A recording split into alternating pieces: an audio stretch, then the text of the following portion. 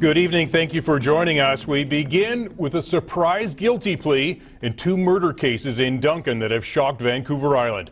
Kerri-Ann Stone was 42 when she was killed. Tyeshia Jones was just 18. Today, a startled courtroom heard the chilling details of the murders, now being admitted by killer William Elliott. Tess Van Straten reports, but first a warning: this story contains graphic and disturbing details about the crimes and are not appropriate for all viewers.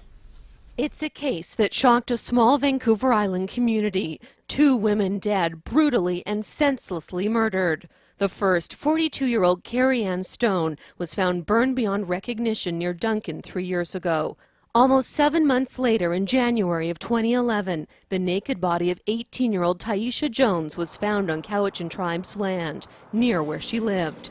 But instead of setting a trial date for the accused, Kari-Ann tribe band member William Elliott, the 25-year-old made a surprise guilty plea. William Elliott entered guilty pleas today to 2 counts of second-degree murder in relation to the killings of Tyeshia Jones and Kerri-Ann Stone. The plea comes after an elaborate undercover investigation that saw Elliott confess to RCMP officers posing as crime bosses.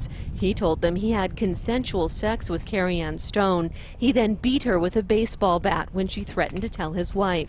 Elliott then took her to this remote area where he poured gasoline on her and set her on fire while she was still alive.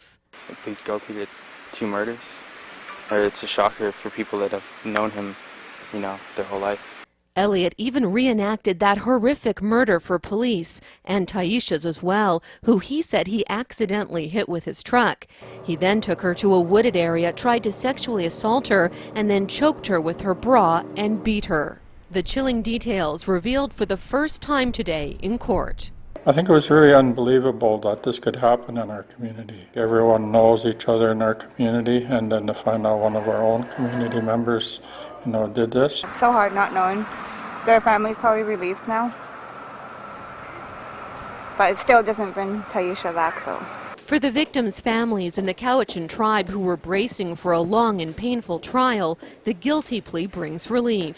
We hope it'll bring closure to members of the families affected by all of this, all families. I would like to continue to extend the prayers and blessings upon both families, and that healing will continue and that our community continues to grow and care for one another and love one another. The Crown says Elliott has sent apology letters to the victims' mothers.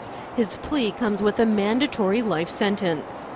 The Crown is asking that William Elliott not be eligible for parole for 25 years. That's the maximum in this case.